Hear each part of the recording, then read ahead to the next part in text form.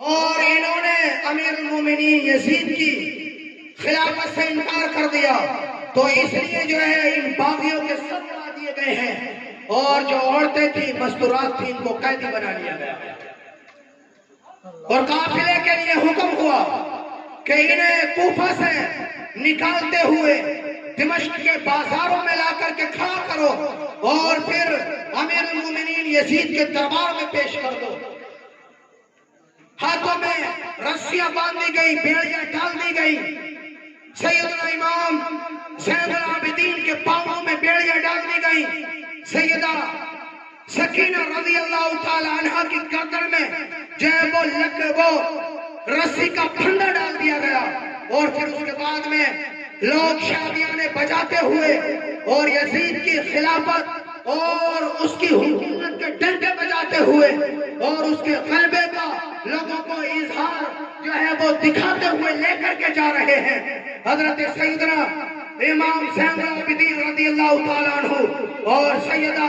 زینب رضی اللہ تعالیٰ عنہ جب یہ لے کر کے جا رہے ہیں تو چھمچھماتی ہوئی دھوپ پڑ رہی ہے، اور آسمان میں سورج بھی دیکھ کر کے خون کے آنسو بہا رہا ہے، اور جب یہ لوگ نکل رہے ہیں تو علماء نے لکھا ہے کہ آسمان میں خون سے لکھے ہوئے کچھ اشعار نمودار ہوئے، خون سے لکھے ہوئے لوگ دیکھا، اور ان کا لوگوں نے یوں مفہوم بیان کیا ہے کہ اس کے اندر لکھا ہوا تھا اَتَرْجُمَةٌ قَتَلَتْ حُسَيْنَا، کیا ان لوگوں کو کہ جنہوں نے سیدنا امام حسین کو شہید کر دیا ہے کہ یہ اب بھی مسلمان ہونا سمجھ رہے ہیں اور اپنے نبی کی شفاعت کو اپنے لیے لازمی سمجھ رہے ہیں؟ بھلا جو امام حسین کا قاتل ہوگا بتلاؤ کہ اس کے لیے شفاعت کیسے ہو سکتی ہے؟ خون کے اشعار ہے۔ سیدنا امام حسین رضی اللہ تعالیٰ عنہ کا سر جو ہے سر انور نیزے پر چڑھا لیا گیا، نیزے کے اوپر رکھا اور نیزہ لے کر کے لوگ چل رہے ہیں۔ راستے میں ایک جگہ جب یہ پہنچے پانی ختم ہو گیا تو جو لوگ ہیں انہوں نے کہا پانی ختم ہے، خیمے لگا دیے جائیں۔ انہوں نے خیموں کے اندر آرام کیا، لیکن نبی کے گھر والے ہیں کہ انہیں دھوپ میں کھڑا کر دیا گیا، پانی تو ان کے پاس بھی نہیں ہے، ہاتھ بندھے ہوئے ہیں، پاؤں میں بیڑیاں پڑی ہوئی ہیں، اور چھوٹے بچے اور جن میں بچی حضرت سکینہ ہے عمر ان کی 7 سالہ اور بعض مورخین نے 4 سالہ عمر ذکر کی ہے کہ وہ بھی ان کے ہاتھ بھی بندھے ہوئے اور گلے میں جو ہے وہ بندہ پڑا ہوا ہے، رسی پڑی ہوئی ہے، اور پھر اس کے بعد انہوں نے خیمے لگوائے اور کہا کہ پانی دوری پر ہے، کچھ لوگ جائیں پانی لے کر کے آئیں۔ سیدہ سکینہ نے وہیں پر دیکھا تو وہاں پر ایک جھاڑی کھڑی ہوئی ہے اور چھوٹا سا درخت ہے، آپ نے دیکھا تو آپ نے وہاں پر مٹی کو ہی تکیہ بنا کر کے اور اس کی چھاؤں میں آرام لینا شروع کر دیا، اور لوگ پانی لے کر کے آئے۔ ادھر سیدہ سکینہ ہے کہ ان کی آنکھ بند ہوئی اور وہ میں بے خواب ہو گئی، نیند میں آ گئی، اور ادھر قافلہ چلنے لگا۔ جب قافلہ چلا اور کچھ دوری پر پہنچے، سیدہ سکینہ ہے کہ وہیں پر آ گئی، جنگلات ہیں اور چٹیل میدان ہے، سیدہ سکینہ وہاں تنہا رہ چکی ہیں، اور ادھر قافلہ جا رہا ہے، جن کے ہاتھ میں جس نیزے پر سیدنا امام حسین کا سر رکھا ہوا تھا وہ نیزہ اس کے ہاتھ سے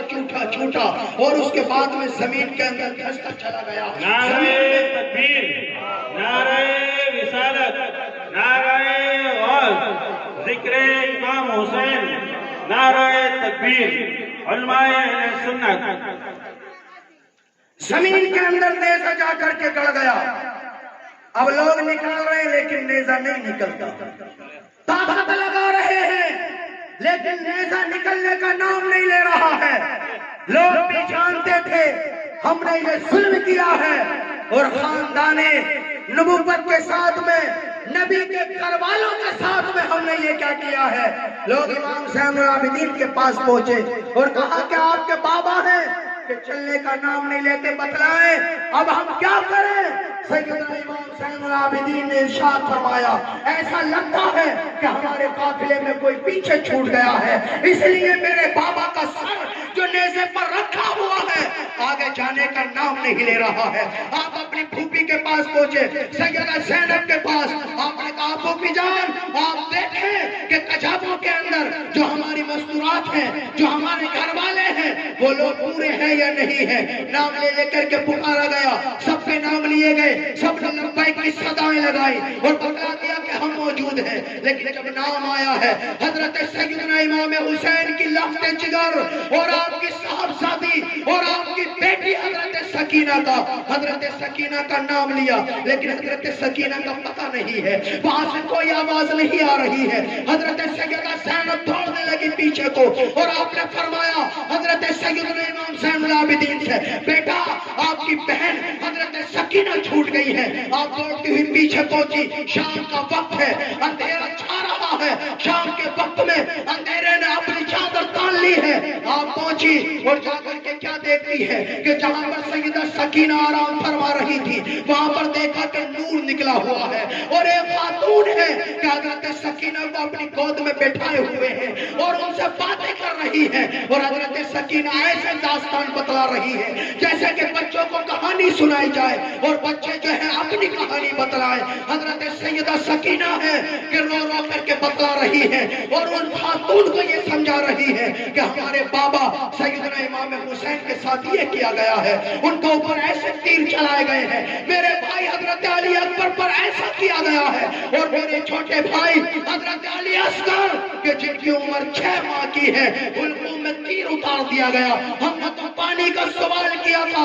لیکن ظالموں نے خون میں نہلا دیا. حضرت سیدہ سکینہ جب یہ بتلا رہی ہیں، حضرت زینب کیا دیکھ رہی ہے کہ جو خاتون اپنی گود میں بیٹھائے ہوئے ہیں وہ کبھی سکینہ کو چومتی بھی ہے اور ماتھے کا بوسہ بھی لیتی ہے اور ساتھ میں سن رہی ہے داستان اور پھر روتی بھی جاتی ہے. سیدہ سکینہ کو چومتی بھی جاتی ہے اور باتوں کو سن بھی رہی ہے. اتنے میں سیدہ زینب بول پڑی، عرض کے خاتون آپ کا شکریہ کہ آپ نے ہماری بچی کو سنبھال لیا، لیکن یہ بتلائیں آپ داستان تو سن رہی ہیں، چومتی بھی نظر آ رہی ہے، لیکن آپ رو رہی ہیں، آپ بتلائیں کہ کون ہے. جب آپ نے یہ کہا تو ادھر سے دبے ہوئے لہجے میں آواز آئی اور روتے ہوئے پکارا، بیٹی زینب کیا تم نے مجھے پہچانا نہیں؟ نقاب ہٹایا اور دکھا کر کے بتلایا، بیٹی میں کوئی اور نہیں، تمہاری والدہ حضرت فاطمہ الزہرا. آنکھوں میں آنسو ہیں، سیدہ زینب رو رہی ہے، اپنی والدہ سے چمٹ جاتی ہے اور پھر اس کے بعد میں داستان بتلائی اور پوچھا امی جان آپ کب آئی؟ کہا کہ میری سکینہ یہاں چھوٹ گئی تھی اور یہاں تنے تنہا تھی، کہیں کوئی جانور آتا تو کیا کر دیتا اور کس طریقے سے ان پر کیسا ظلم کیا گیا ہے. اور پھر اس کے بعد میں حسین کی لخت جگر پر اگر کوئی آ جاتی تو کیا ہوتا، میں قبر میں رہ نہ پائی، لہذا وہاں سے اٹھ کر کے میں اپنی بیٹی سکینہ کو سنبھالنے کے لیے آئی ہوں. اس کے بعد میں قافلہ چلتا چلا جا رہا ہے، دمشق کے بازاروں میں پہنچا اور وہاں پر لوگ کھڑے ہوئے ہیں، بھیڑ لگی ہوئی ہے، لوگ دیکھنے کے لیے آئے ہیں اور وہ یہ سمجھ رہے ہیں کہ یہ باغی ہیں کہ جنہوں نے بغاوت کی تھی تو یزید نے ان کی گردنیں اڑا دی ہیں اور عورتوں کو لونڈی بنا لیا گیا ہے اور ان کو کنیسے بنا کر کے قید کر لیا گیا ہے. وہاں پر قافلہ پہنچا کہ چھتوں پر عورتیں کھڑی ہو گئی. ایک عورت ہے کہ اس نے جب دیکھا تو اس نے اپنے خادم کو بھیجا اور کہا کہ جاؤ جا کر کے معلوم کرو یہ جو قیدی آئے ہیں اگر انہیں کھانے پینے کی یا پانی کی یا کوئی اور حاجت اور ضرورت ہو تو ہمیں بتلائے، ہم پوری کر دیں گے. خادم اور خادمائیں پہنچی اور جا کر کے کہا کہ کھانے پینے کی اگر کوئی ضرورت ہے یا آپ کی کوئی حاجت ہے تو بتلائیں. تو پانی کا سوال کیا گیا، انہوں نے پانی بھیجا اور پیچھے سے خود بھی آ گئیں اور انہوں نے پانی پیا سیدہ زینب نے. اور پھر اس کے بعد میں آپ نے فرمایا خاتون تم نے ہم پر یہ احسان کیا ہے اور اگر اللہ نے زندگی باخیر رکھی تو ہم تمہارے اس احسان کا بدلہ ضرور تم کو عطا فرما دیں گے، ضرور بدلہ دے دیں گے. اور پھر آپ نے کہا کہ کیا چاہتی ہیں، ورنہ ہم اس حال میں کہ دے بھی کیا سکتے ہیں. اور یہاں پر سب تو تماشا بھی بنے ہوئے ہیں اور تماشا دیکھنے کے لیے آئے ہیں، لیکن ایک آپ ہے کہ آپ نے ہمارے اوپر شفقت کی ہے اور مہربانی کی ہے، اور یہ آپ نے کیوں کیا ہے؟ تو انہوں نے بتلایا کہ بیٹی میں تمہیں تو نہیں جانتی، اور جو یہ قیدی آئے ہیں میں انہیں بھی نہیں جانتی، لیکن بڑے پرانے زمانے کی بات ہے کہ میری جوانی کے ایام تھے اور میں مدینہ المنورہ میں سیدہ فاطمہ کی کنیز ہوا کرتی تھی، میں ان کی خدمت کیا کرتی تھی اور ان کی بارگاہ میں رہا کرتی تھی۔ تو جب میں یہاں ملک شام دمشق میں آنے لگی تو انہوں نے کہا کہ آپ جا رہی ہو، جائیے، اللہ آپ کو سلامت رکھے۔ تو میں نے چلتے ہوئے کہا تھا مخدومہ کائنات آپ مجھے کوئی نصیحت کر دیں اور کوئی بات بتلا دیں کہ میں اس پر عمل کرتی رہوں اور اللہ مجھے اس کی جزائے خیر عطا فرمائے۔ تو سیدہ فاطمہ نے کہا تھا کہ میں تمہیں یہ نصیحت کرتی ہوں کہ جب وہاں تمہارے یہاں کے دمشق کے بازاروں سے اگر کوئی قیدی گزرے تو انہیں پانی پلا دینا اور ان کے ساتھ کوئی بھلائی کر دینا۔ اگر تم ایسا کرو گی تو اللہ تمہیں قیامت میں اجر عظیم عطا فرمائے گا۔ تو میں آپ کو تو نہیں جانتی، لیکن مخدومہ کائنات نے کہا تھا، سیدہ فاطمہ نے کہا تھا، تو میں نے اس لیے بھلائی کی ہے۔ اور پھر انہوں نے کہا کہ بیٹی میں یہ چاہتی ہوں کہ میں سیدہ فاطمہ کی بارگاہ میں رہا کرتی تھی اور مخدومہ کائنات کی بارگاہ سے میں نے فیض حاصل کیا ہے، اور ان کے 3 بچے حضرت سیدنا امام حسن اور سیدنا امام حسین اور ایک چھوٹی بچی سیدہ زینب تھی۔ تو میں یہ چاہتی ہوں کہ تم میرا احسان یہی پر پورا کر دو، میرے لیے دعا کر دو۔ میں نے سنا ہے کہ حضرت حسن مجتبی وہ شہید کر دیے گئے ہیں اور وصال فرما چکے ہیں، لیکن سیدنا امام حسین ہے اور سیدہ زینب ہے، بچے چھوٹے تھے، میں بڑا پیار کرتی تھی۔ تم یہ دعا کر دو کہ اب میرا چل چلاؤ کا وقت ہے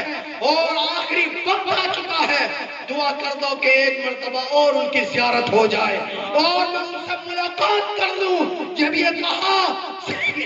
سیدہ زینب کی چیخ نکل گئی اور آنکھوں سے آنسو نکلنے لگے، بال آگے کو لٹکے ہوئے ہیں، چہرہ تو غیر محرم کو دکھانا نہ تھا، لیکن یہ خاتون ہے، آپ نے اپنے ہاتھوں سے بال ہٹائے اور آنکھوں سے آنسو نکل رہے ہیں اور روتے ہوئے ارشاد فرمایا خاتون تمہاری دعا قبول ہو گئی ہے، لو زیارت کر لو۔ میں فاطمہ حضرت فاطمہ کی بیٹی زینب ہوں اور وہ جو نیزے پر سر دیکھ رہی ہو وہ میرے بھائی سیدنا امام حسین۔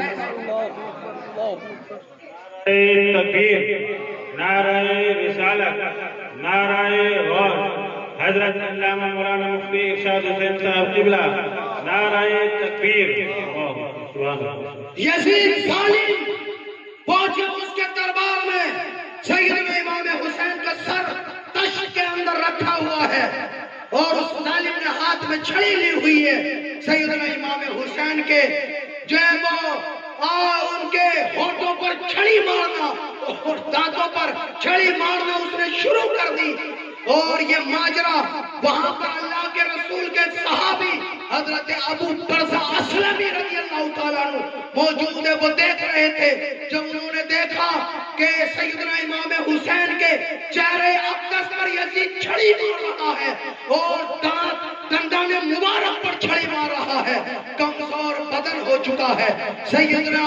ابو برزہ اسلمی رضی اللہ تعالیٰ عنہ کا، اور بڑھاپے کے حالات ہیں۔ جب یہ دیکھا تو کھڑے ہو گئے اور پورا جسم کانپ رہا تھا، کھڑے ہوئے اور کہنے لگے ظالم اپنی اس چھڑی کو ہٹا لے، اس لیے کہ میں نے اپنی ان آنکھوں سے دیکھا ہے کہ آپ کریم صلی اللہ علیہ وسلم امام حسین کے لبوں کو چوما کرتے تھے اور ان لبوں کو بوسہ دیا کرتے تھے اور وہ کپ کپا رہے تھے